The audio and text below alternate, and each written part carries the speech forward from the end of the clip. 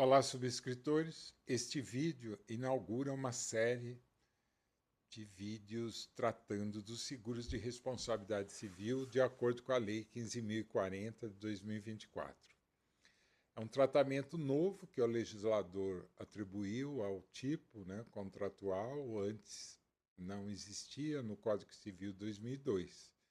No título 2 da lei, que trata dos seguros de danos, o legislador, então, separou, e o capítulo 2 ele trata especificamente do seguro de responsabilidade civil, do artigo 98 ao 107. Então, são 10 artigos. É muito significativa essa preconização, desse seguro, com tratamento bastante especial dentro da lei, e isso demonstra a importância, que os seguros de responsabilidade civil têm na sociedade contemporânea por diversas razões. A própria horizontalização que hoje existe tem sido muito comum, de uma empresa, ao contratar o serviço de outra, exigir a comprovação da existência de um seguro de responsabilidade civil, principalmente da área dos riscos profissionais com relação a erros e omissões que possam provocar danos, ao contratante. Então, isso tem impulsionado bastante várias categorias de seguros a buscarem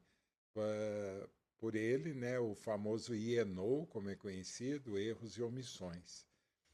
Os seguros tradicionais também dentro do ramo dos riscos industriais, principalmente RC Operações, RC Produtos, RC Obras Civis, principalmente em zonas urbanas. Então, é um segmento muito amplo, e que não esgota tão somente dentro daquelas categorias que o próprio órgão regulador definiu como dos segmentos de responsabilidades, que usualmente a SUSEP assim indica: o seguro de responsabilidade civil geral, o INO, o de riscos profissionais, o DNO, o RC de administradores e diretores, o cyber e o risco ambiental. A lei, ela é muito mais ampla do que essa conceituação meramente administrativa do órgão regulador. Então, esse já é um ponto de inferência importante aqui nesses comentários acerca do capítulo 2 da Lei de Seguros, porque os 10 artigos hoje preconizados por ela, eles se aplicam a todo e qualquer contrato de seguro que contenha uma cobertura de responsabilidade civil. Então, não fica limitado a esses ramos que eu acabei de citar por indicação da SUSEP, tão somente. Então, o RCFV, o facultativo de veículos, ele não está nesse elenco, até porque dentro das normas, dentro da codificação feita pela SUSEP, ele é um ramo, um sub-ramo lá ligado ao seguro de auto, não é?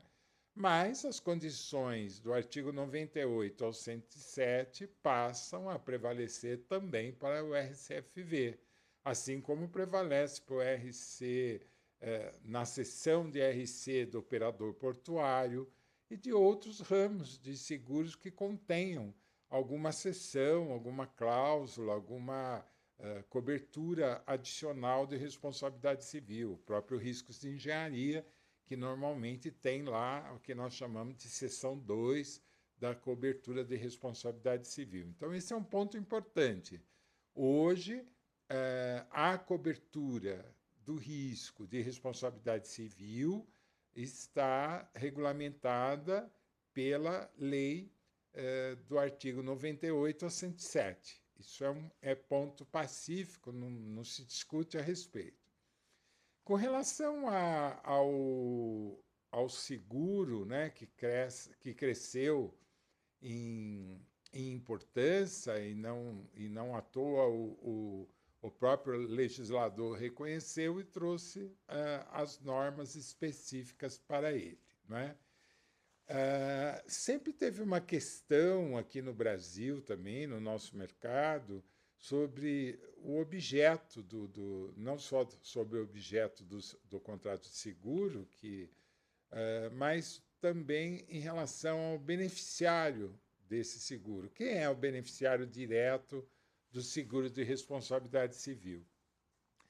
Mas, no passado, os doutrinadores mais conservadores sempre propugnaram no sentido que o beneficiário direto do seguro de RC era tão somente o segurado, né? O próprio segurado que contrata o seguro tendo em vista a proteção do seu próprio patrimônio, que será desfalcado diante da obrigação legal que lhe é imposta na medida em que ele causar um dano a outrem, um dano a terceiro.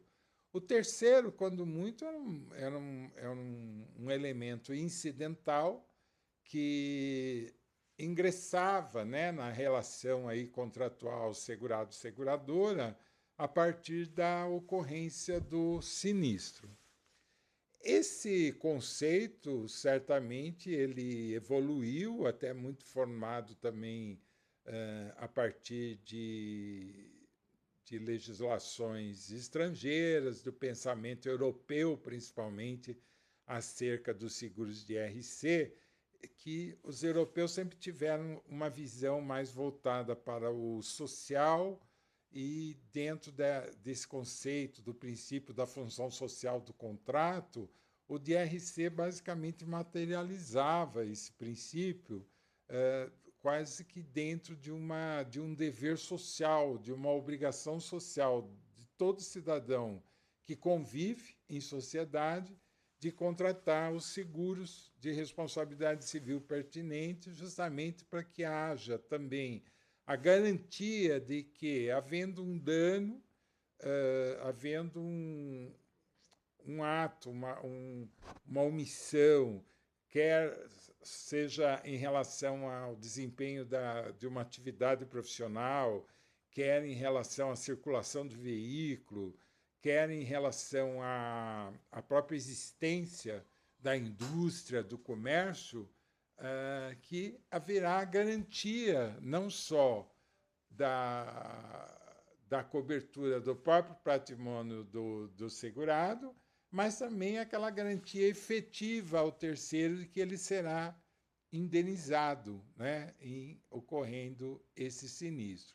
Então, essa visão sempre foi muito ampla nos mercados europeus e acabou imantando aqui também o conceito no mercado nacional, a ponto de nós termos, por exemplo, o enunciado 544 do Conselho da Justiça Federal, que foi concebido basicamente em 2013, que diz o seguinte: o seguro de responsabilidade civil facultativo garante dois interesses: o do segurado contra os efeitos patrimoniais da imputação de responsabilidade e o da vítima, a indenização, ambos destinatários da garantia com pretensão própria e independente contra a seguradora. Então, dentro dessa visão dupla, né, de função do seguro e em relação ao beneficiário. Então, segurado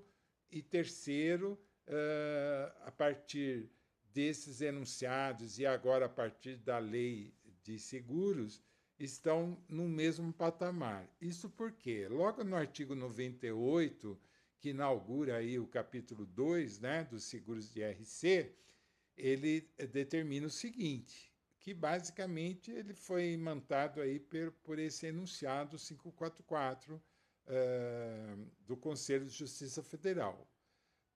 O 98 preconiza: o seguro de responsabilidade civil garante o interesse do segurado contra os efeitos da imputação de responsabilidade e de seu reconhecimento, assim como a dos terceiros prejudicados à indenização. Então, essa dupla função, essa dupla garantia que a apólice de seguro de RC apresenta. Proteção ao patrimônio do segurado e garantia ao terceiro de que ele será indenizado, mesmo numa situação talvez de insolvência da empresa naquele momento, se tendo o seguro, há também essa garantia de que ele será ressarcido. Não é? A responsabilidade civil basicamente decorre do artigo 186 do nosso Código Civil, né? Aquele que, por ação ou omissão voluntária, negligência ou imprudência, violar direito e causar a outrem, ainda que exclusivamente moral, comete ato ilícito. E é complementado principalmente pelo artigo 927, também do Código Civil, com os seguintes termos, né? Aquele que, por ato ilícito, causar dano a outrem, é obrigado a repará-lo. Esse é o fundamento principal da responsabilidade civil e também da função, da finalidade do seguro de responsabilidade civil. Então, quando alguém pergunta por que fazer seguro, a resposta é bastante clara, né, em razão do 927 do Código Civil, porque aquele que, por ato ilícito, causar dano a outrem é obrigado a repará-lo. Não é? Então, daí a função principal do contrato de seguro.